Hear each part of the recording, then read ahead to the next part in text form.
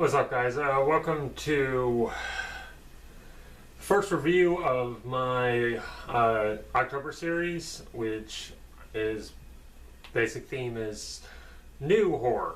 And what I mean by that, in case you didn't see my introduction video, is these are movies that we own that I've never seen. I pulled them all out. I've got a stack of them. There's about 20. I'm going to go through them, watch them, do a review of them. It's going to be first time viewings, so it's basically going to be my initial thoughts on them, and we'll just see how it goes.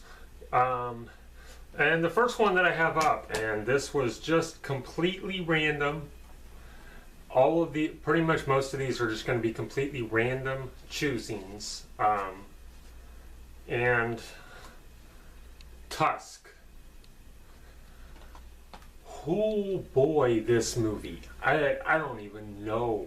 I don't even know what to say about it. I really don't. This movie was very, very weird. Now, for all of you who don't know what this movie is for some reason, this is Kevin Smith made this. This is from 2014. And he actually based this movie off an episode of his podcast, which is called Smodcast. And which I find odd. The initial story was put up on something called Gumtree, which is basically Canada's version of Craigslist. Saying roommate wanted, blah, blah, blah, looking to do this. It was the posting said that rent and utilities would be free as long as you can help out around the house and are willing to dress in a walrus suit. That is what the initial listing said. They did a whole smodcast about it. Now it turns out that the listing was actually basically a practical joke put out by a Canadian comedian, and they actually brought him in as one of the producers for this movie. And I'm sorry, I can't remember the guy's name. I'm blanking on it. But anyway, now I didn't know what to expect with this because it was Kevin Smith. I was also really looking forward to it because it was Kevin Smith. Now Kevin Smith keeps on saying that he wants to dabble in horror, but so far, to my view, he hasn't really made an actual horror movie. Now, he had this, which I'll tell you what I think of it here in a second. He also did a movie called Red State, which is fantastic. It is an amazing movie. Don't really consider it horror, though. It's kind of more psychological thriller than anything, but it was so good. I loved it. I enjoyed that movie so much. I've watched it multiple times. So I was kind of looking forward to seeing what he was going to do with this. But I don't want to say that I disliked this movie, but it was really, really weird and very different. If I watch it again, I may have a different viewpoint on it. I don't know. Not to say I disliked it. I thought it was a fine movie. It was well made for what it was. There were some amazing performances in it. Justin Long did a good job. Haley Joel Osment is actually great in this. He is funny, and I don't know. It's weird to see him come back after such a long time to start making movies again. And I hope he does more. I know that he's supposed to be in Kevin Smith's other movie because this is the start of a Canadian trilogy is what he's calling it. It's this, Yoga Hosers, which has already hit theaters, and it's supposed to be coming out on DVD, I think, next month. And then one called Moose Jaws, which is Jaws, but with a moose. And that's literally how it's described on IMDb. But Haley Joel Osment is supposed to be back for that one. I hope so. I think that'd be really cool. But the main thing that makes this movie worth watching is Michael Parks. Michael Parks is amazing in anything that he's in. He's just one of those actors that brings such a gravitas about him, and such just he elevates any movie that he's in, you know. And what's really cool about him is that he's willing to do these weird indie horror movies. Like, this is the second time he worked with Kevin Smith. He was also in Red State. He's worked with Tarantino. He's been in a decent amount of Tarantino flicks, actually. He was in Inglourious Basterds. He was in Kill Bill, Volume 2.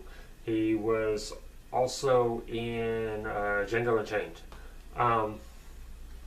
But he's so good in this. He has such a great voice. He has such a great presence about him. I don't want to... I'm going to try to make these reviews for this series as spoiler-free as I can. Now, having said that, there's some stuff that I'm going to say about this that could be considered spoilers, but if you look at just the basic description of this movie on IMDb, or even just basically read the back of this, it's going to tell you some of this stuff, so don't consider it too much spoilers. This movie was actually very, very funny. There was a lot of moments in it that made me laugh a lot.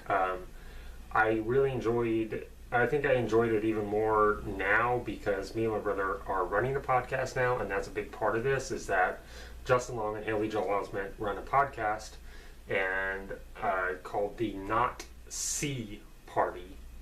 Not Nazi, not C. And basically, Justin Long's character, Wallace, goes out and goes on these like little mini adventures and finds all these people to talk to and finds these things that happen and brings back videos and clips and all these stories, and he tells Haley Joel Osment about it. And the entire point of the podcast is their reaction, is his reaction to all these amazing stories that Justin Long's character Wallace has. He goes to Canada to interview this guy for the podcast. Turns out the guy dies. He finds this note hanging in the bathroom from Michael Park's character, talking about how he has all these adventures and these stories, and he goes to talk to him and ends up being kidnapped. And this guy has an obsession with walruses, and wants to turn Justin Long into a walrus. And that's where the movie gets kind of weird, because you would think that this would be a very psychologically damaging and broken kind of mess of a movie. You know, there's a lot of body horror elements in it, and while it is very, very shocking when you first see the walrus in it, it's not as scary as I thought it would be. It's not played up for laughs. It's taken very seriously, and that is a credit to Michael Parks as an actor, that he can take something that is this kind of ridiculous, an idea that's kind of this ridiculous, and take it so seriously and so harshly that it's not scary, but it makes you pay attention, that they're not doing it for laughs. Even though a lot of it is very funny, he's not playing it that way. He's playing it very, very straight. He's playing it very serious. This is a very serious thing in his head, and he's kind of broken in that way. His character's kind of broken and kind of messed up in that way, and that's what elevates it beyond what it could be. This movie could have turned out to just kind of be a schlocky B body horror, really weird comedy, you know, but the performances in this movie really elevate it to a status that kind of makes you pay attention to what it is, kind of makes you pay attention to kind of what the message of it is. And that's the part that's funny, because this movie doesn't really have a message. Like, you want to pay attention to what they're trying to tell you, but there really is no message in it. It's literally just about a guy that has an obsession with walruses, you know. There's no real... I couldn't really find any sort of deeper meaning behind this movie. But the performances and just the way everything is played, the way how seriously everything is played, everything plays out when you get to the end, it makes you look for a message in it, and I think that that's what's important. I think that's what really gives it any sort of credence as a movie, any sort of real credit, and it's a real credit to the writing of it, the performances, the directing. Kevin Smith makes some ridiculous movies. I'm not denying that. Some of his movies just are like, really? Especially now. Now that he's done with this whole View Askew universe, and he's making all these indie horror movies, and he's basically just making whatever he wants. I mean, again, he made a movie called Tusk, and his next movie is Yoga Hosers, starring his own daughter and Johnny Depp's daughter, who are also in this in a little cameo, and they're playing the same characters. That's kind of the introduction of this weird trilogy that he's doing. I don't know. It's almost like Kevin Smith just got to a point where he's made so much money and he's such a household name that he's like, okay, I don't have to make movies for people anymore. I don't have to make these movies that everybody's going to want to go see and get general laughs out of. I can make whatever kind of movies I want. And I kind of love that about him. I'm a big fan of Kevin Smith. We own all of his movies. I think we might be missing one, but I don't know if it's actually one of his. I think he just produced it. He didn't direct it. But anyway, it doesn't matter. We own most of his main movies. I've seen them all. I like all of them. Clerks is one of my brother's favorite movies of all time. Dogma is one of my personal favorite comedies. I would probably rank it in my top 10 comedies. I love that movie. It cracks me up every time I watch it. And these indie movies that he's making, again, they're almost pointless. And I don't mean that in a bad way. There's story there. There's interesting story. There isn't any sort of bigger meaning behind anything. Even this one, there's so many fart jokes in it that it almost got to a point I'm like, really, you're going to make another fart joke? But the performances that he's able to pull out of people and the care and attention that he puts into the making of his movies makes you pay attention, makes you really kind of, even if you don't like it, you have to respect it. Now this one, I'm not going to say that I didn't like it. I felt it was weird. I don't know yet how I feel about it because, again, this is my first time ever seeing it. But I respected the hell out of the man for actually having the balls to make this movie, because this is one of the weirdest movies. This is by far the weirdest movie that he has ever made. I don't know that he's going to be able to top it, with the exception of maybe Moose Jaws, because just Jaws with a moose, that just sounds ridiculous. But I've got a lot of respect for the man. I love it.